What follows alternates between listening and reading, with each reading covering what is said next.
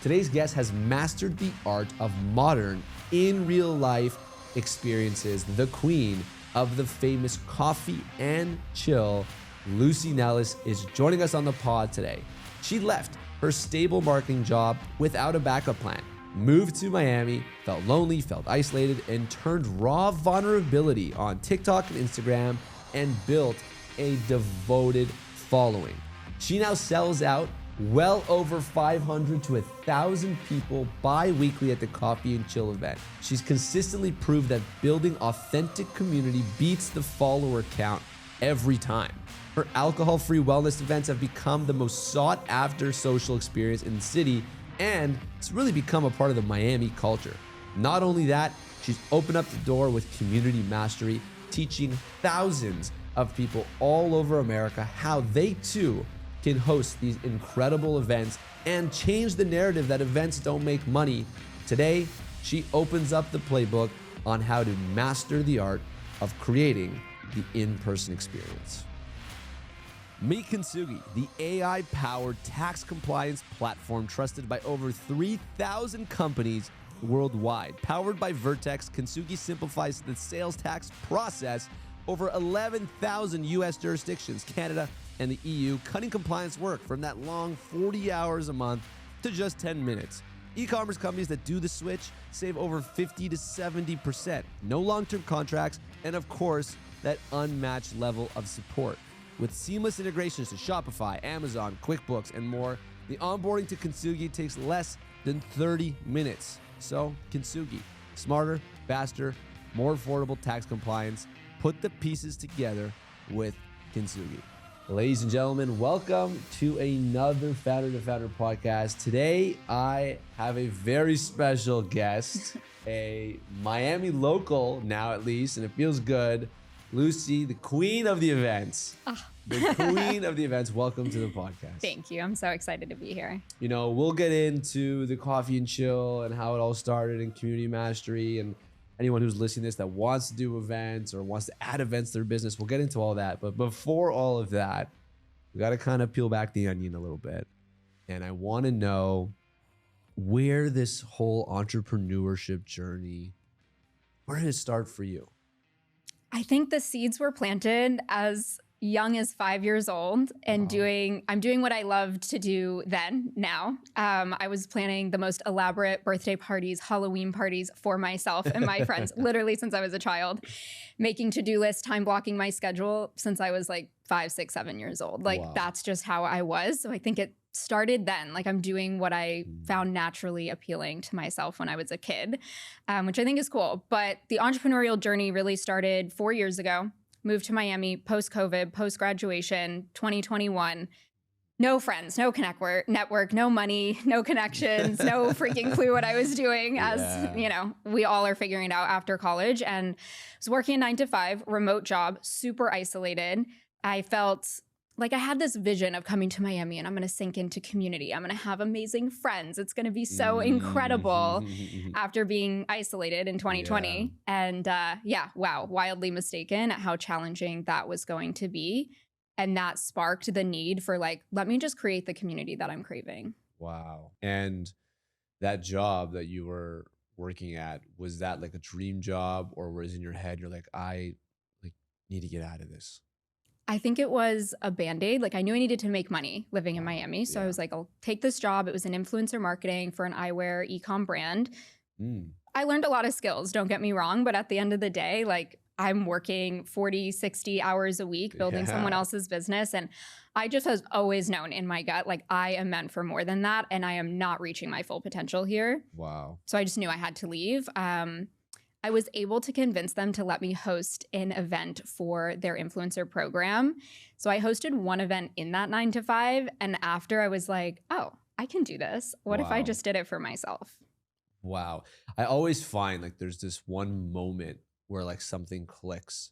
Sometimes it's someone else believing in you. Sometimes it's you believing in yourself, or sometimes it's, you know, doing an event that was like, wait a second. The little girl inside of me loved doing this. You're probably the best person. Like your friends must love like when there's like a bachelorette party or something. They go, Lucy's got this. Don't worry.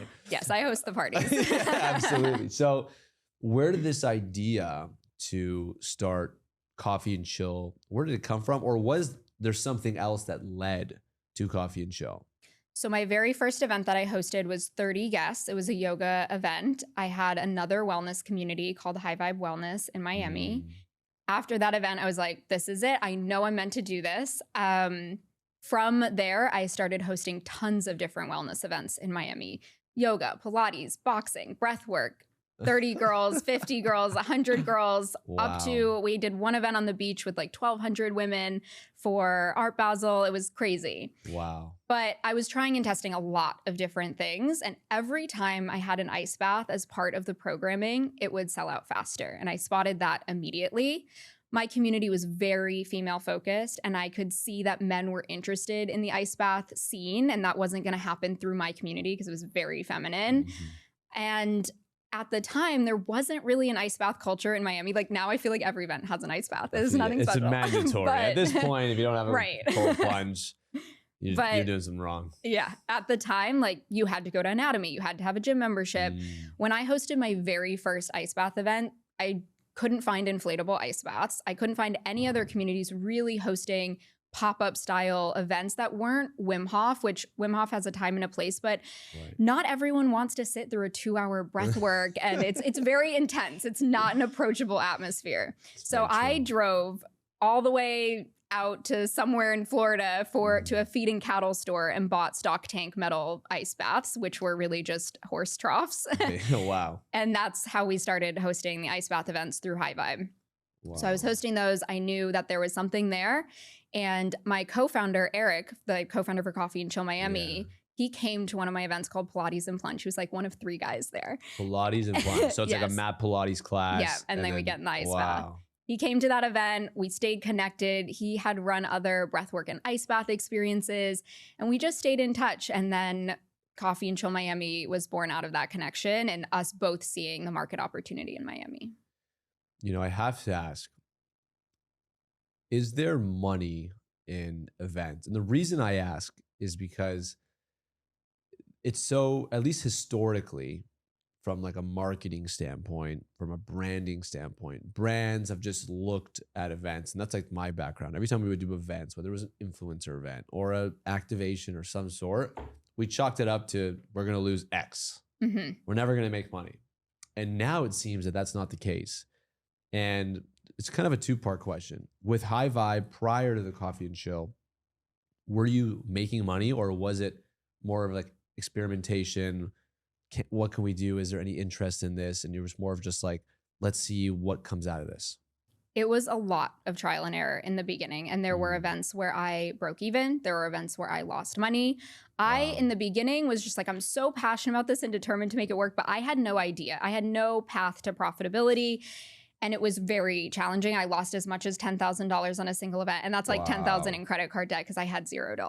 Oh my God. Lots of mistakes along the way. After all of the educational resources I invested in and like cobbling together all the business advice and trying and testing, I got that business to the point where I was making $10,000 in profit per event, hosting just 100 guests or less. Wow. And there's a lot of strategies that go into making that happen because, as you know, it's very easy to lose money on events. But I got that to that point, which at 100 guests is, you know, if you're in the events world, quite impressive. So that was kind of where I got that business to. Now with Coffee and Chill Miami, it's wildly profitable because we lean heavily on sponsorships. We're hosting in the thousands of guests, but there is still a lot of strategy that goes into making it profitable, to cutting your costs, to increasing revenue in creative ways. So it is easy to lose events if you don't have strategy, but it's also totally possible to be profitable. And I think it's like any business. You can be 5 figures, 6 figures, 7 figures, but you just have to have a clear vision and have a purpose, to a drive to make money. Like it's not a hobby and you have to treat it like a business, which I think a lot of people from the outside see events and they think, oh, that can't be that hard. Make and a couple like, reels, it'll sell out. It'll be fine. And like, that's just not the case. You have to treat it like a business and be serious about growing it. I want to kind of like peel back the onion a little bit on Coffee and Chill, because like, you know, we got into the beginning of it and I want to hear about the first event, all that. But I just, this just came to my head right now, and I need to know, like, for anyone's listening who's done any sort of events out there, you've definitely cracked the code on how to make them profitable, how to get them to be sold out. how do you guys want to be sold out again and again and again, which is really a secret sauce?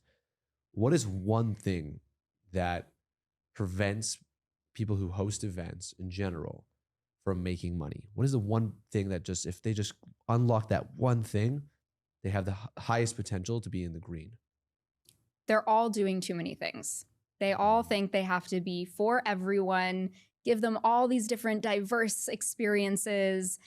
And if they just picked one thing and were for one very specific consumer, they would have way more success. Wow.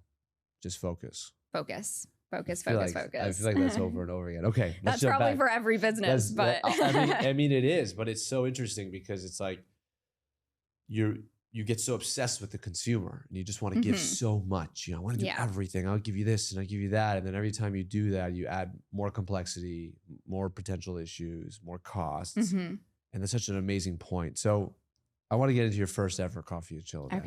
Okay. Tell me about the first one you ever hosted. Was it kind of like a eureka moment where it's like, what? We sold out how fast? Like, I want to know about that first ever event. First ever event, Reserve Paddle. And we had 250 guests. It did sell out. I can't remember the exact time. I think that one was maybe a couple days, that one, the first one, because we were just announcing it.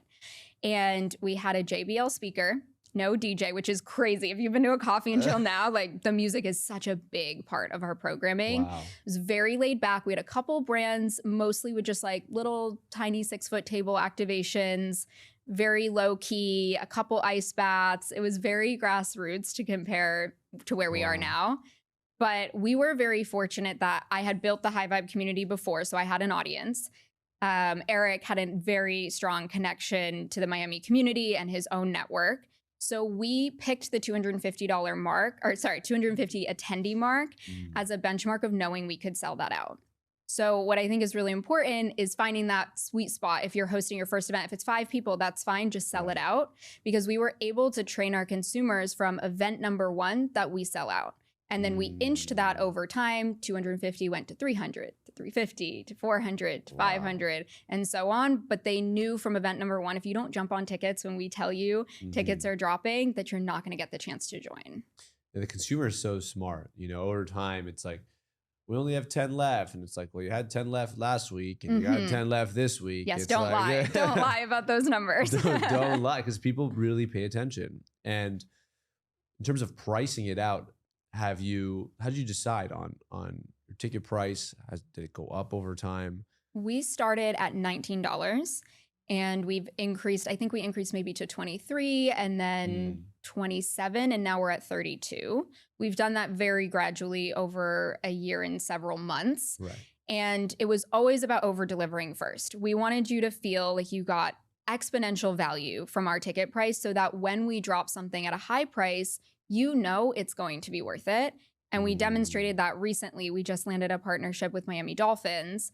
The ticket comes, you gotta come. I know. The ticket comes with a ticket to the home opener game. So you're getting an NFL ticket with our ticket. But that means, of course, we have to price this differently. This is the first time we've done something that was priced at $165 and we've sold 600 tickets. Wow. So it just shows that there's a real trust built over time. I wouldn't jump ticket prices quickly. I would stay consistent at one price for a very long time. But when you do something special, if it has to be higher priced, they already know I am 100% getting my value, because I always do when I come to Coffee and Chill. How do you keep people coming back again and again and again? You know, I find that so many things, not just events, but just things in general, eventually, like, you know, they become stale, they become the same thing, you know, it's the same people. It kind of loses that momentum, that energy. You guys haven't lost it. You just like keep selling out bigger and bigger and bigger. And it's like, you do a lot of events. It's not like you do one a year and you spend the whole year promoting this one event. It's like, no, every 14 days.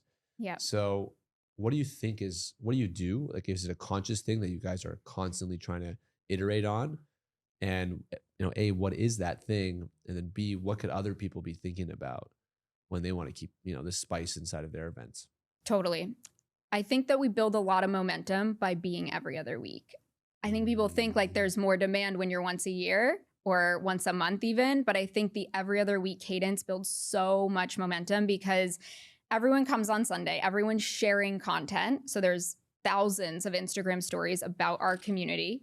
And then 3 days later on Wednesday at 10 a.m., we drop our tickets when engagement is at an all-time high. Yep. And you can't drop tickets to something that's 4 weeks out, in my opinion. You want to drop it on that like 2-week cadence or that like sweet spot for your community. So we capitalize on all that momentum by dropping straight into the next event when people are watching our account, when new followers have joined. We also have an incredible content strategy because we're constantly creating content. We have constantly fresh things to share because every other week we create thousands of photos and videos. So we have something to talk about on social. From there, I think it's also like we provide an excellent guest experience. If your experience isn't epic, guests are not going to come back. And it's the little things. It doesn't seem very complicated from the outside, but we're thinking about every touch point, our welcome team, that they feel friendly, that the lines are flowing smoothly. We think about the layout. So the guest experience is dialed in, which also comes back to hosting one type of experience because all the learnings compound over time. We're not starting over from scratch. Right. And then finally, we spice it up every so often. Sporadically throughout the year, we'll sprinkle in a couple special events which keep people on their toes. Obviously, our bi-weekly events move location, which also increases demand. So we'll change from— I really like that. It's always a different spot. Yeah, that keeps it fresh and exciting. But then we'll do something like Art Basel last year was 2,000 guests. Wow. And it was like a festival. And then we're going to do the Dolphins and you get a ticket to the NFL game for sober wellness tailgate inside the stadium. Like that's something special. We did Formula One. We got F1 to bring a car into the middle of the venue, like just crazy things. That's so cool. So we lean into these like Miami cultural moments and sprinkle in some excitement throughout the year without taking away from the consistent programming and what we're known for. And you say it so effortlessly, but I know that it's so difficult. Yes. Tell me about the team. Like, how do you structure your team? How do you split your time between you and everyone else? And, thinking about building a team, what were the first few pieces and what does it look like now? I do think keeping the team lean for a community business is important. I hear a lot of clients come to me and say, I need a huge team. And I'm like, we really want to dial it in ourselves before we outsource, which I believe for any business. But in the community events world, I think a lean team is important. And to stay close to the community, you can't outsource connection. You can't outsource being part of the community and having a felt experience about what's going on there. Eric and I have done a really good job of dividing and conquering and leaning into our modes of genius. So I will handle more of the partnerships. I will handle the content, the social media, things like that. Whereas he's handling more of the operations, the back end, the day of logistics. And we have a very defined list of who does what, and we don't overlap. We come to each other on big decisions like venues, themes, and things like that. But otherwise, we can operate independently, which keeps us productive. What's up, Founder to Founder fam? I just want to quickly pause here and thank you so much for tuning in and being a part of this journey. Starting a podcast is no joke, and the fact that hundreds of you listen every single week means the world to us. We want to continue to bring better and different and unique conversations to you to give you the most amount of value. Our only ask is that if you enjoy the pod, to please just share it with a friend, and most importantly, leave a comment, DM us, give us any sort of feedback. This entire production is for you, so if we can make it just 1% better, we will. We love you all. All right, let's get back into the pod. Having a quality relationship with your co-founder is arguably like just as important as any other relationship in your life. Totally. And I've been blessed in my journey to have some really incredible co-founders, but I've, just seen, having been in this space for so long, like what a bad relationship can look like. And it seems like you guys just connected right out the gates. Is there anything you guys do to maintain that connection and that transparency between each other so you don't have a situation of resentment or stepping on each other's toes? Like, is there any practice you guys have put in place to make sure that you're always on the same page? I think we're very honest with each other. Whenever I've like sent something that I haven't liked, or I'm like, hey, like let's change the process around this, or let's approach something differently, I just nip it in the bud. Let's get right to the chase. We don't have time to be like, worrying about what he's gonna Tell me say how you or really think. feel right now, Right, please. exactly. Just get ahead of it. And I think we're all adults. We all want to build this business into something incredible. Like if one of us is feeling any type of way, I think we're very honest and transparent about that. We're active in the community as well. We're both going to different types of events, involved in different communities of our own. I'm part of the Founders Club now. So I think that is also informing a lot of our decisions, staying connected, being out and about in Miami is super important in whatever city you're hosting your events in.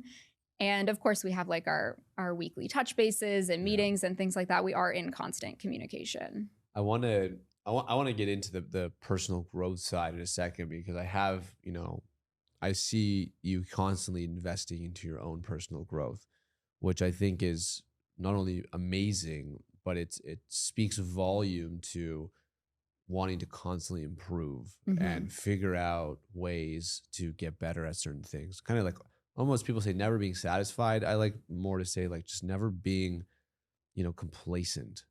There's a big difference between being like content and being complacent. Shout out Adam Malum for teaching me that one. Yes. And, have you always had that kind of chip on your shoulder to be like, I got to be getting better. I got to be investing into things. I've seen just by following you on social that you're taking courses to improve on social media. And in my head, I'm like, she's great on social, but it's like, no, I want to be better. You join the Founders Club community, you surround yourself with like-minded people. I'm sure you're doing other things. Like, where did that even come from? Or is that just something you've always been like, no, I got to get better. I got to find ways to get better. I think it's always been a little bit, but as I've grown this recent business, there's just new things I need to learn. And I'm constantly like, oh, wow, I know nothing about this. We got to learn. So it's just constantly identifying a problem in your business and then finding the expert that can solve that specific problem. I try to invest in coaching and courses for very niche things in my business that I'm like, that's the current constraint.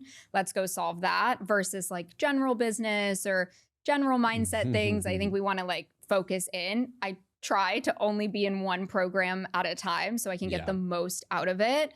I think you saw recently the Creator College course that I was part of. That was an investment for myself, but also my social media manager. She's young, hungry, still in college. And I think investing in resources for your team to continue learning. I'm not the only social media expert. I wouldn't even call myself that. Right. And I don't have the most time to invest in her. So I wanted to invest in a program that could support her even better than I could. So I think it's not only for myself, but the people that are working with me. But Genius. It's just exponential gains when you invest in these kinds of things, because an expert can just tell you what you're doing wrong way faster than I would figure it out on my own. It's so true. Just go directly to the source. And it's so much more powerful when you have, like when you're fully meshed into, some level of mastery. And when I say mastery, because we're going to get into community mastery in a second, but I say mastery in terms of like recognizing where I need to improve and then finding the best available person to take me there. I just did that this morning with paddle. I'm like, I'm sick and tired. I haven't won a tournament. I can't win a tournament, Oh no. And I'm just like, I went to the quarterfinals yesterday. I'm like, no, I gotta get back with my coach, and I'm like, I'm training there and I'm spending all this money. And everyone's like, what are you doing? I'm like, I gotta win a tournament. I gotta find the best available person. But that's true for business, for our health, for our relationships, for all things.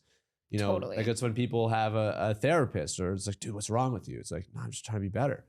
Totally. Or it's like in your relationships, like, oh, we have a therapist. Like, oh, you guys gonna break up? You're gonna get divorced or something? It's like, no, we're just trying to have a better relationship. So I'm just trying to get better. 100%. It's super powerful. Now, it's clear you don't have so much free time. No. And the reason I bring that up is because I always say that entrepreneurs are they're missing something. They're missing a screw or something. Like something's wrong. Like we're so busy. There's so much going on. Yeah. And then you have this idea, and you and Daniel have this idea to start another business. Tell me where this even came from, and at what point did you guys decide we should start this? I was getting inundated with requests in my DMs. Can you coach me? How are you running these events? Can you share your tips and tricks for sponsors? All these kinds of questions. And every time I said no, I felt like I was doing them and myself a disservice.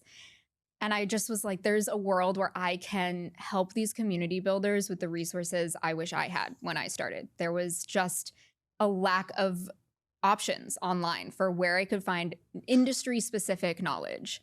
And I wanted to build an A to Z of everything I know and pack it into one place in a program that I felt like would really support them getting profitable. I think it's not just about money. At the end of the day, we're all building community probably because we love it or have a personal connection to it in some way. It's not the easiest business model to make profitable. But if you're not making money, you are going to burn out, and there goes your community with you. So I think it has to be focused on business first and making the events profitable so that you can continue to show up important to them. So after all these requests were coming in, Daniel and I were sitting down and we were like, there's something here. And he has the strategy marketing background. He kind of runs sales operations, works on the funnels, the emails, whereas I'm more front facing, coaching content, client success. And together we felt like our skill sets would really complement each other in this business. So we said, let's go all in. So how do you divide your time? Like, how do you, like, I remember when I had Revita and Hutch, I was doing like Revita 6:30, 6 a.m. till like 2 or 3 p.m. I would take like a nap and then I would wake up at like 4, eat, and then we'd work from like 5:36 till like 1 in the morning building Hutch. And I did that for pretty much 2 years. But like my health fell apart. Everything sucked. Like I was hardly eating. I was hardly sleeping, making money. But like, how do you go about like organizing your day so that like that doesn't happen to you? Because now you've got, you know, one of the most popular event series in the entire country, plus a community program. And I run a community too. There's a lot of people. It's a lot of people that want to, you know, spend time with you and learn from you. And you want to do that for them because that's why you started this in the first place. 100%. It feels good to give. Giving is such a powerful thing. How do you go about just like not burning out? I plan every minute of my week on Sundays for the next 7 days. Everything is time blocked. If it's not on the calendar, it's not happening. Doesn't exist. Exactly. you know the vibes. I love it. So I book my workouts in first because, like you said, if you lose your health, everything goes. So workouts get booked in. I usually work out in the mornings. I like to book a class for accountability or I will cancel. Yeah, I know. You gotta pay for it. You're like, I gotta go. I usually try to pair that with like my friend time too. So I will tell all my friends when I'm going to my classes and we'll try to. Smart. Okay. So I get a little social in. Also, Pilates in the morning. Yeah. Okay. Also kind of pairs that with a little accountability because I'm not going to bail on my friends. I might bail on $14 charge on ClassPass. You know what I mean? Oh, ClassPass. Okay, got it. And then from there, it's usually community mastery for my mornings and first half of the day, and then coffee and chill in the evenings that I'll work on. I will say we've built a lot of consistency and systems for coffee and chill. So I have some support from, of course, my co-founder, but also freelancers, my assistant who help me kind of run the things that are more ongoing. And then I just tap in on the bigger projects, the venue tours and things like that. And then Daniel and I have weekly date night every Thursday, absolute non-negotiable. We try not to talk about work, but it's hard. We're still working on that one. Yeah, but that's like non-negotiable.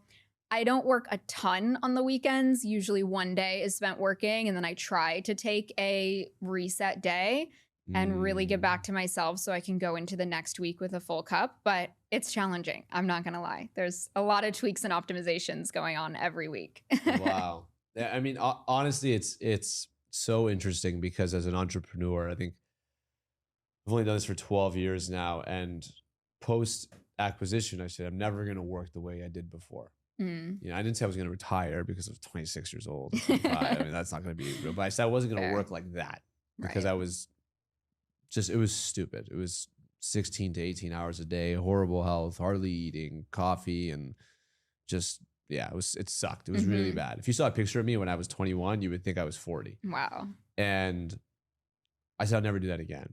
And then took a couple of years fighting it, never really felt good. And then here I am. not doing the 18 hours a day, but like doing the 12 to 14, and it feels so good. And I'm just like, this is just who we are. Yeah. So to like, for a lot of people listening, like when you hear an entrepreneur, you know, you might think she's crazy. What is she doing? Why is she working so hard? It's like, I get it.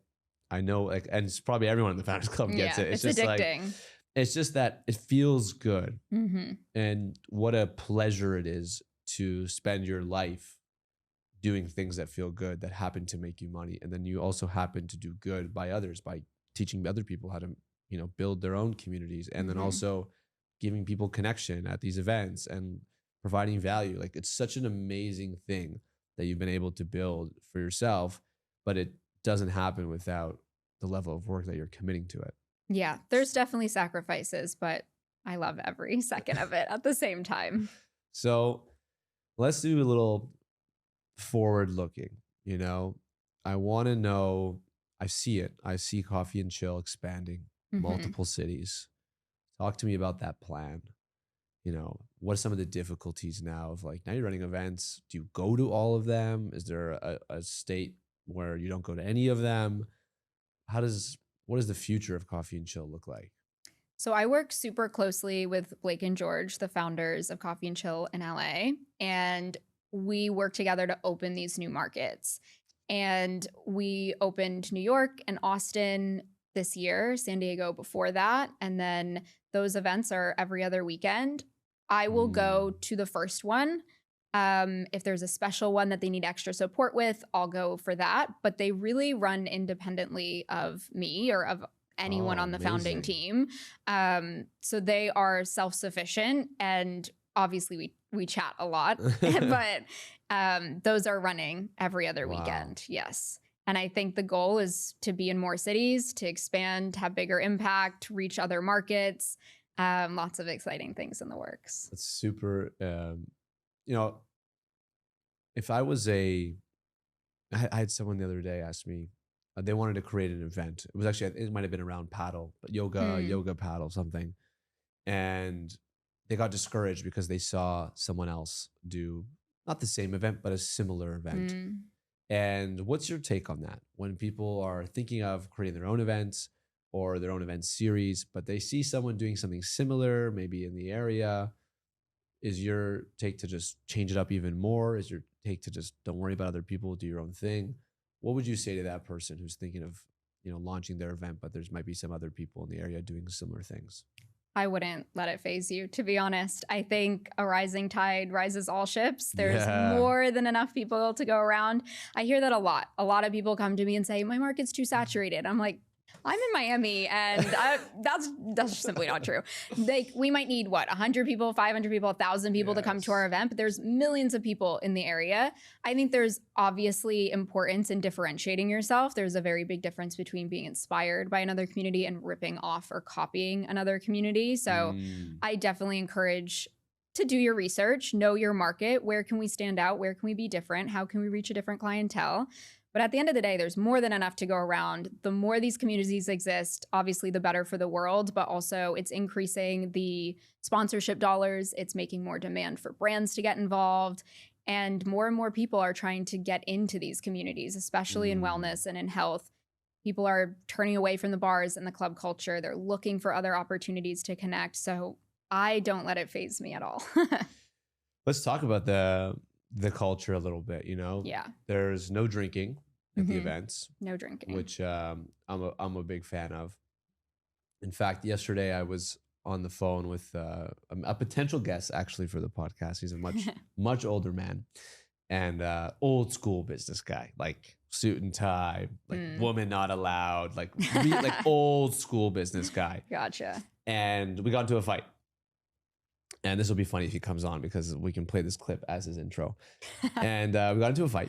And the fight was, I said that the future of a business owner actually resents the previous version of a business owner. And I've been going to these conferences and networking events since I was 18 years old. So 12 years now. And every time I go to these events, you try to figure out who the cool guy in the room is, right? And it's always wearing a suit, typically out of shape, pounding booze at the bar, just pounding booze at the bar, saying just gross things to people. Like you're already picturing this guy, right? You're picturing this guy. You see what I'm talking about?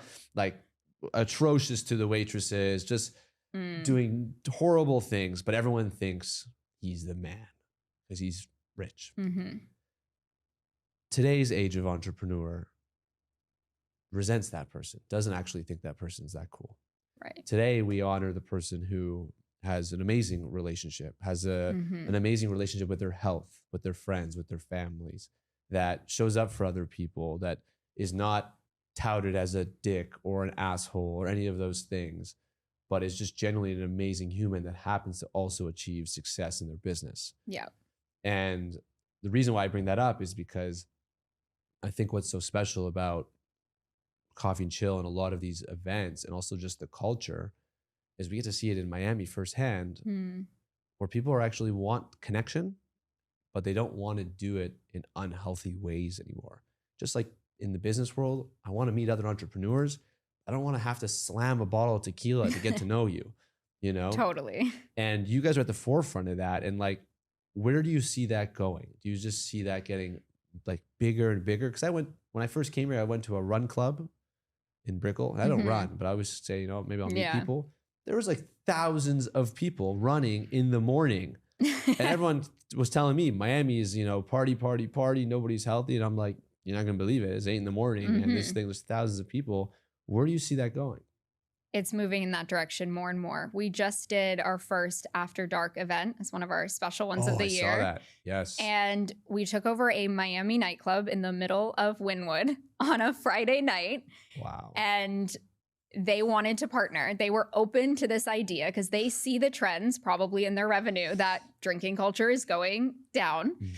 And we packed out a nightclub to the brim with people. It was 6:30 to 8:30. So people who don't want to go out to 1 a.m. In bed by 10. Yep. Let's go. Wake up, no hungover, feeling fresh. You can make it to Run Club the next morning.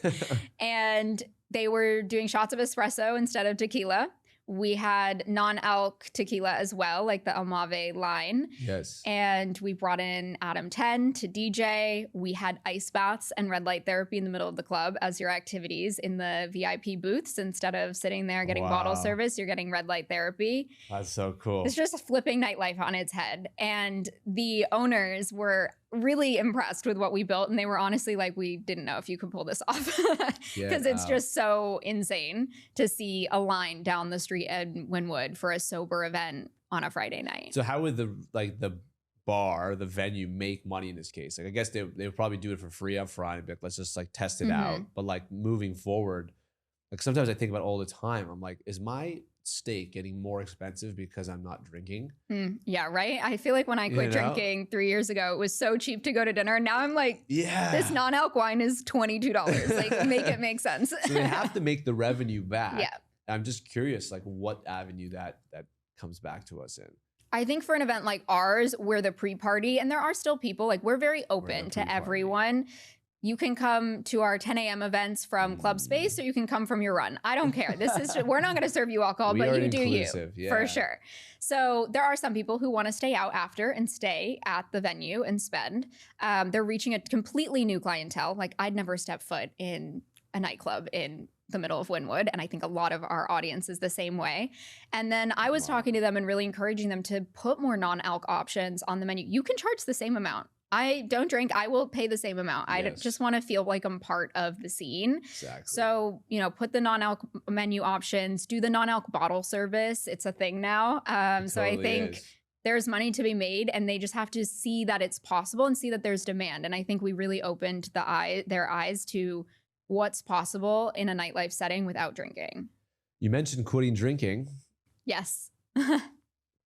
Was that like kind of like a part of this? Or like I always find that like we always create this like projection of our own life. You know, you create these fun ways to connect in the morning in a healthy and productive way.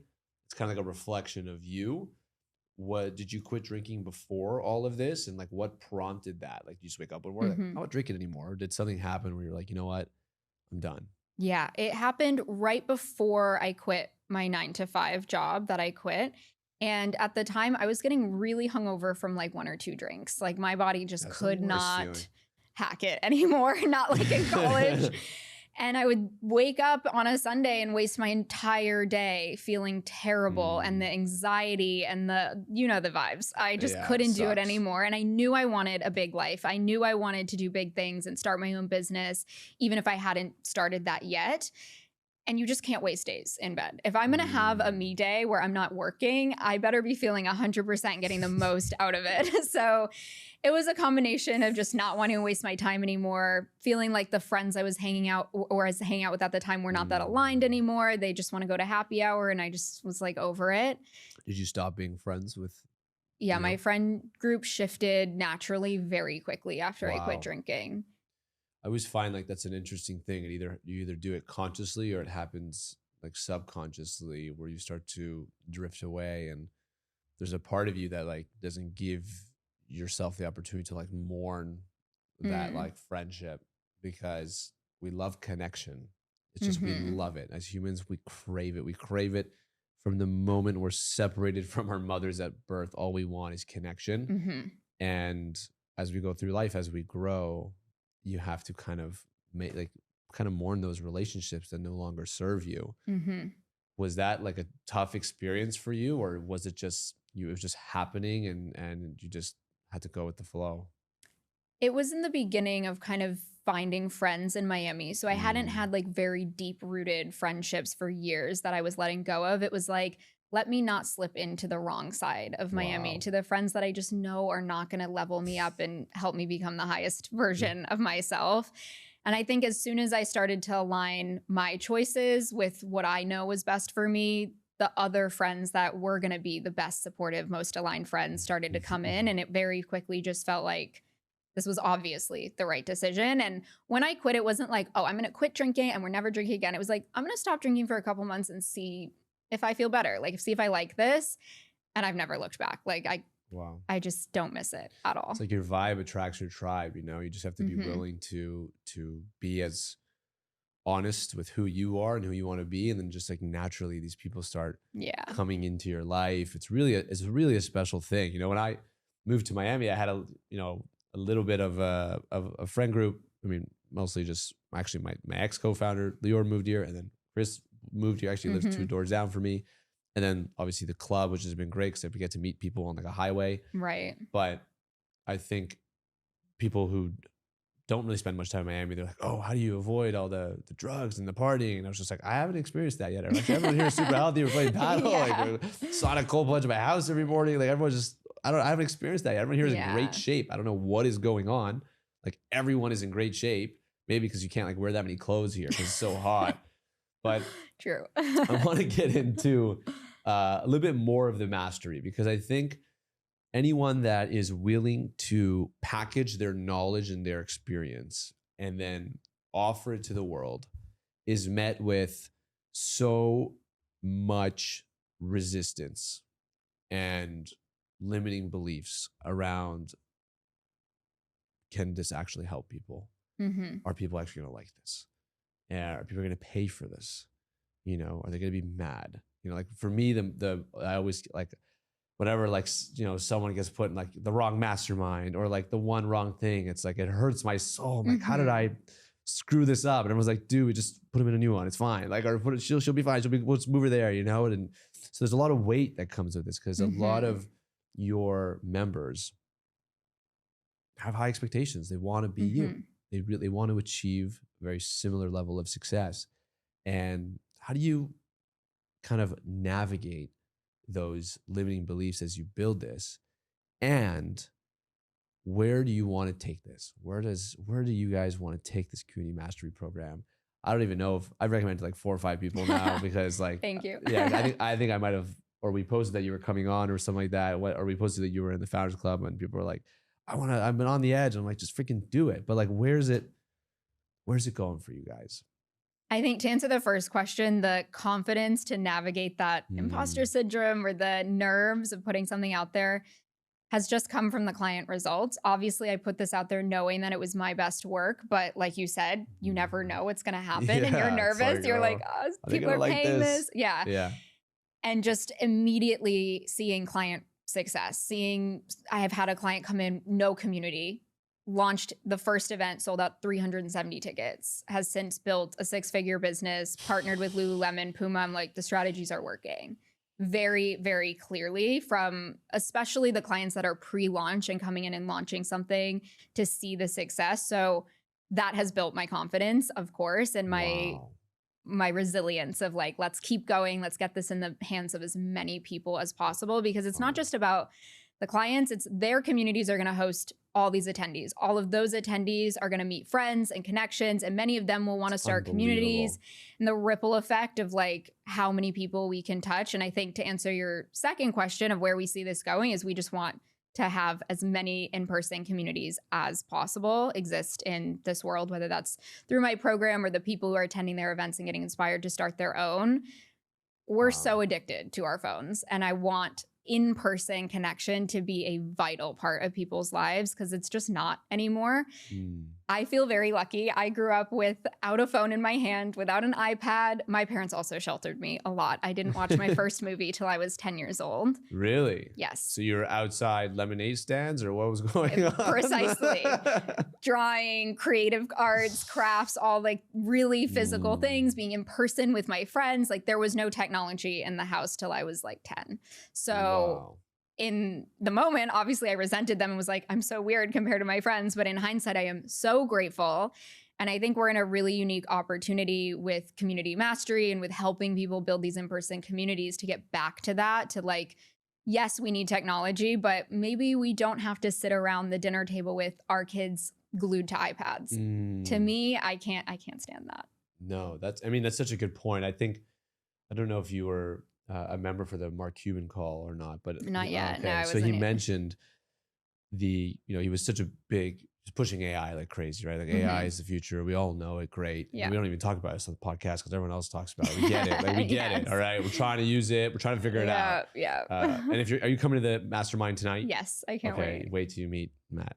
You're gonna learn So a lot about AI. Amazing. So, but the inverse of that is what it's going to do. It's going to create a connection epidemic again, where I'm going to need less people on my team, and I'm going to rely on my conversation is going to be with AI, and probably already some kids, but if not the future kids, are going to have like AI girlfriends. Like GBT is already most people's therapist and business coach, and then eventually they'll just be their lover, and then you can just take your GBT and move it into like a human robot, and now you don't need anyone, you know. And it's like, so we're getting, actually the world is pushing us away from connection, but humans crave connection with other humans no matter what, because that's just how we're designed. We love, which is why there's so many positive hormones from a hug. I used to sell a hug in a box, which was a weighted blanket. I love that. Like there's actual, that natural serotonin, melatonin release, the reduction of cortisol, all that comes from a 20-second hug.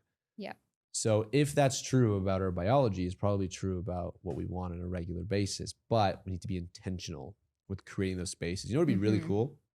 This is a random idea on your mastery website, is imagine you had a running tally of how many people have attended just the total events. I love entire that. community. Yes. So every time someone has an event, they put in like 150 people, and it just adds to this list, and it's like a running tally. Check my website next week. It's going to be on there. When you get like 1 million people, like that's insane. Like your work has attributed to 1 million people having the opportunity to have connection in whatever modality they want, whether it's whatever event. That would be the coolest freaking thing ever. Yes, that's the impact right there. Because that's what you're doing. You're giving people the opportunity. People come for so many reasons. I see it even within the Founders Club. Yes, they're all founders and they're successful and blah, blah, blah. But like, some people come because they feel lonely as hell. Some people come because they just don't know, they don't have any friends yet. Some people come because they're about to go through a really good thing in their business life, like me. And when you tell other people that it's kind of weird and confusing, they say, just be grateful. You should be grateful for it. So no one can understand. Like, there's so many reasons. Yeah. But you create the container and create the space. It's really magical. We've seen business partners come from Coffee and Chill who've started communities or started businesses together from the community. Girlfriends, boyfriends, significant others, Probably friends. a lot of girlfriends and boyfriends for sure. Yes. For sure. I haven't been to one, but Ned was telling me before. Yes. For sure. But that's what it's all for. It's like how much of that can we get back to, get off the dating apps, come to an in-person event, like amazing. It's just irreplaceable. There's It's so nothing cool. like being in person with other people. I love it. Oh, we have a very fun question that we do at towards the end of the pod. And you can take a deep breath for this one if you need it. Oh, not me getting nervous. So you can flash back to any younger version of yourself. When you answer the question, just say the age. So like I'm flashing back to 5-year-old Aaron, right? And so whatever age, there's a younger version of yourself. You were to bring her here to sit at the edge of this table, and you were able to share one message, like the future version of yourself speaking to the younger version of yourself. What is one thing that you would share with her now, knowing what you know? I think like 8th grade me, to listen to my intuition. I feel like I've learned that lesson many times over, and sometimes just waiting too long or like letting that angst drag out over time. And it's like, as soon as you feel that, just go for it. Wait, skip the next few months or years of thinking about it. Just go. You're going to do it anyway. And it's going to be those decisions that you look up back on. And that's how I look back on leaving the 9 to 5 and all of that is like best decision I've ever made. And it starts with that intuitive pull of knowing, just listen to that first. That's so magical. And what my business coach and life coach, Adam, who was on this pod, gave me the most kind of gross analogy, but I'll share it anyways. And he kind of spoke about the womb, like you're in your mother's womb. And when you're in your mother's womb, it's actually like the best place ever because you're carried around everywhere, you're fed, you don't have to do anything. It's comfortable, it's warm, like it's really good. Yeah. Right? And then there's birth, which is like the worst experience ever for you. You're crammed, there's lights and doctors and you're pulled out of this. Like it's a horrible experience. Then there's fluorescent lights and then you take your first breath. And on the other side of that horrible, uncomfortable situation, you have life, which is so much better than what you thought was amazing inside the womb. Life is so much, there's nobody I know now that'd be like, put me back in the womb, you know? Yeah, true. Life is so, as hard as life is so much better on the other side of that pain, of that being uncomfortable. And as humans, sometimes we avoid the uncomfortable and we avoid the fear and knowing that's going to suck for a little bit. Yeah. But it's always amazing on the other side. 100%. Wow. It's an amazing, really like that message I think applies really to everyone.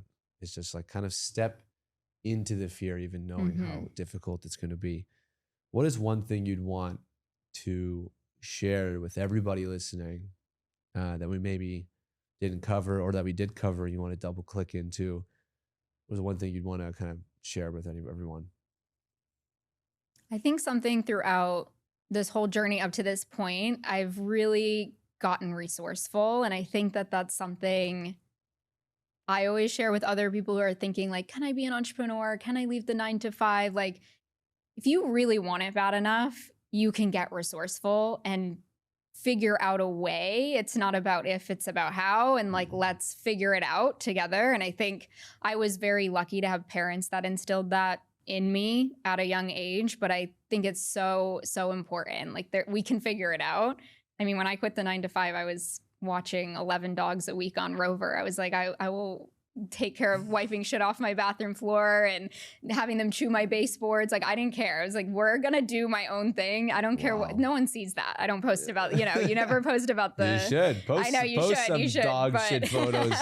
But really, I feel like in hindsight, you're like, I should have shared that. Yeah. But it's those things behind the scenes. Like, you got to just be willing to do whatever it takes and figure it out. I mean, when I left, I was doing that. I was doing brand deals. I had freelance clients. It was like, let's just make ends meet. And the hustle is part of the journey. Wow. And lastly, is there one person that you can think of, one or two, it's fine, throughout your journey that have played kind of a significant role in shaping who you are to this very day? I'm sure this will sound cliche because everyone probably says it, but my mom for sure. And the way that my parents, like I was just mentioning the resourcefulness, I'll give an example. I was in 8th grade. I wanted to go to this very elite, expensive ABT, American Ballet Theater summer program. And they gave me everything they could, but they didn't come from a lot of money. It was like paycheck to paycheck. And I think a lot of parents in that scenario where I would come to them and be like, I want to do this. They'd be like, nope, not possible, non-negotiable. You can't, like, it's not up for discussion. And instead of that, what they did was say, we can't pay for it, but let's figure out how. So they would empower me with all the skills and resources and encouragement to be like, you're going, we'll figure it out. So we created a crowdfunding campaign.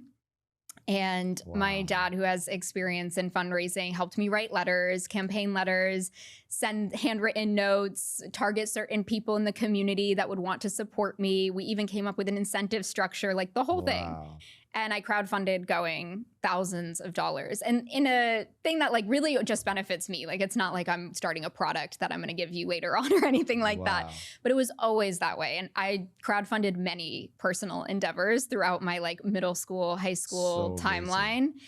And I think that that was such a valuable thing that they instilled in me. Like no was never the answer ever. And they could not pay for most of the things that I wanted. I wanted to go to Parsons School of Design in New York. They were like, no way we can pay for that, but you're going to go and we'll figure it out. You'll figure it out. And we will instill that confidence in you that you can always figure out a way to get what you want. I think I mean, that's phenomenal. And you can kind of see it in who you've become and your work ethic, that like you were obviously raised to believe in yourself. And like, I remember, sounds so similar. I wanted to go to a roller hockey tournament and we couldn't afford it. And my mom she convinced Krispy Kreme to donate donuts. And we stood in a Walmart parking lot selling the donuts. I love it. Until we got enough money for the hockey tournament. That's amazing. And like as a kid, like looking back, it was so much fun. And like, we were rallying and we were like, we only have $100. And people would, let's give you $10. Like, I don't even want the donuts, but like, thinking back now, like my mom was a full-blown adult with 5 kids. Like the fact that she did that, she could have just said no. Like such an easier thing to say no. Like it would have been so much easier to be like, we just can't go to that tournament. Done. As opposed to like, let's go get donuts for free and sell them at Walmart until we get, I think it was like $1,200 for this tournament. And we did it. We did it in one day. And we're like, oh my God. That's insane. Because the no's stack up. If she just said no to everything, that really takes a toll, I think, on your outlook and your mindset later on. Wow. What a freaking bomb. Lucy, I have a few things to wrap up. One is thank you for coming on. Thank you for sharing your story. I think everyone that's listening to this is going to get a tremendous amount of value. And we covered so much, which is what we do on this podcast. Yes. We cover so much. We handle so many different things. But most importantly, thank you for being a light to a lot of people that really need connection, and instilling the belief that your parents instilled in you into other people that maybe have the those limiting beliefs, that maybe didn't grow up in an environment that gave them confidence. And you're able to build that through your events, but also through your program and community mastery. A lot of people, they sell their first ticket, they can't believe it, and you're there to celebrate it with them. That's what it means to be a community leader. And of course, obviously, thank you for being a valuable member in the club and believing in us. It's going to be, it's 18 months in. We're obviously learning, but it's been magical. And tonight's going to be, I can't wait. I'm so excited. I don't even want to hype it. It's going to be sick. It's going to be freaking sick at Ryan's house. Like, are you kidding? A year ago, if you would have told me we were doing this at Ryan's house, I would have been like, no way. Yeah. So it's going to be special. And that's it. Thank you for coming on the pod. Thank you. Thank you for tuning in to another episode of the Founder2Founder podcast. And I have one favor, just one favor to ask. It's the only favor I'll ever ask from you. And if you liked what you listened to please like, subscribe, and please just leave a comment. Let us know what you think, how we can make it better. We are all in on delivering value to you. And all we ask in return is that you hit that subscribe. It goes a long way for what we're trying to build here. And as always, we post an episode every single Wednesday. So stay tuned and thank you for tuning in.